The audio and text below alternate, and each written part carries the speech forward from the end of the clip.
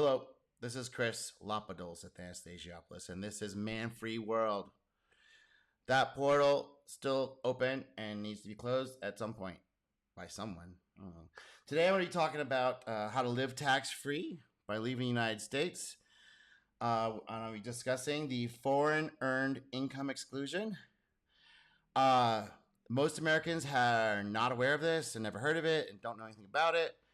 This is from the Wikipedia page, and I'm just going to do the Wikipedia thing because it's good, but it's also head fakey as hell. Okay, so the United States taxes citizens and residents on their worldwide income. Citizens and residents living and working outside the United States may be entitled to a foreign earned income exclusion that reduces taxable income. For 2023, the maximum exclusion is $120,000 per taxpayer. Future years index for inflation. That means that this goes up every year. Last year it was 118 or something like that. Taxpayers filing a joint return are entitled to up to 2 exclusions if both have earned income. In addition, the taxpayer may exclude housing expenses in excess of 16% of this maximum, which is like $50 a day in 2023, but with limits. So what does this mean? This exclusion is available only for wages or self-employment income earned for services performed outside the United States. This exclusion is claimed on IRS Form 2255.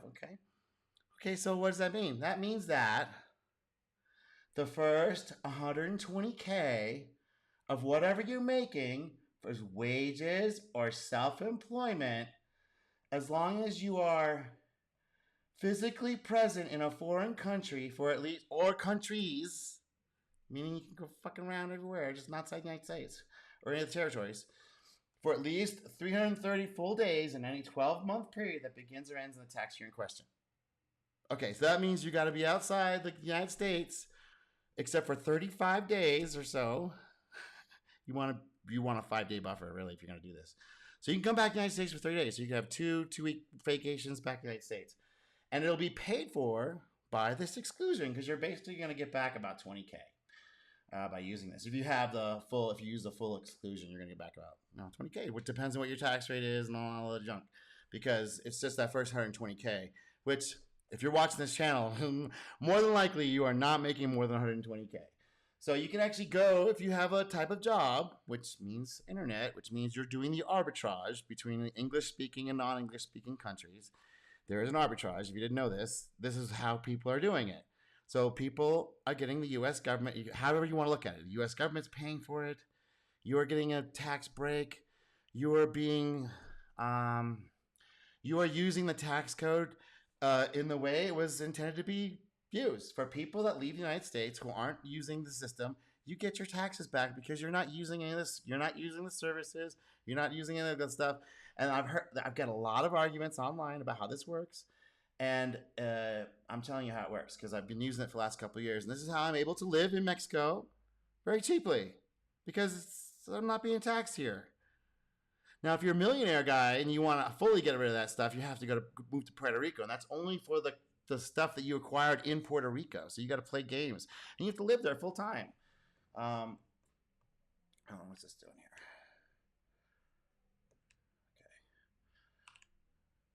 Okay. Hold on here. Yeah, I don't know why I launched the development kit all of a sudden. Anyway, so this has been around since at least 2012. I only heard about it in 2019 when I took a course, and the course is about how to work remotely, and he brought up this FEIE, and I was like, what the hell?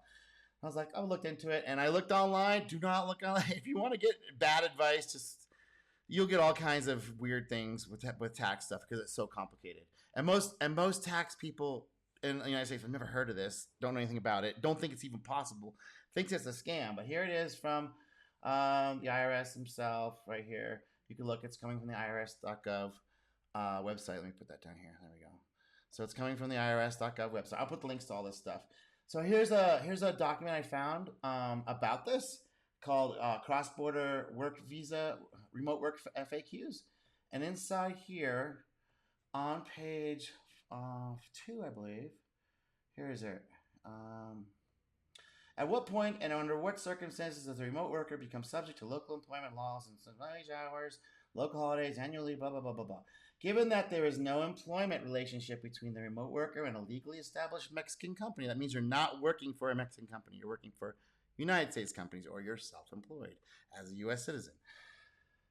The remote worker would not be subject to local employment law requirements. That means you're not able, you don't have, there's not going to be a local, there's no, you're not paying taxes someplace else, because this is just part of how it works. Now, if you become a permanent resident, yeah, you'll have, and you work for a Mexican company, yes, you'll start having to pay local taxes. But if you're not doing that, you use this FEIE. So, hi, I'm a taxer, blah, blah, blah. Hi, everyone, I'm a U.S. citizen working remotely for a company in Mexico, U.S. company in Mexico. I have a temporary Mexican residency, blah, blah, blah, blah, blah, blah, blah. And I'll leave this little thing here, and it goes into it here about, where is it? According to this online files, they don't work for a Mexican company or business dealing in Mexico, exempt from paying taxes, blah, blah, blah, blah, blah. So that's kind of where it is. And this led me to this guy, and he did a bunch of research on how to deal with this. Move out of the country, blah, blah, blah, blah, blah, blah. And it goes into the details about the FEIE and how to deal with Social Security, Medicare. And, you know, these still have to be paid. So you're going to have to still pay a little bit of that stuff. But, you know, it's the majority is going to be gone. So, and you're going to supposedly get to use that. You're going to be using that later. Right. So here's a good checklist here. And this one's a little bit old because it was 104K in 2018. That was just 5 years ago. Now it's 120. So you can, this is a reasonable program. Who knows how long it's going to last if people start using this, but unless you're out traveling around, you're not going to know. You're not going to know about this because it's so far out people's psyche and awareness that they could possibly do this. But anyway, it's got here. Now, one of the things you have to deal with is something you do. It's okay. Electing the this is something that I had to find out on my own. I didn't hear anybody else or anybody talk about. So it's something you do independently each year.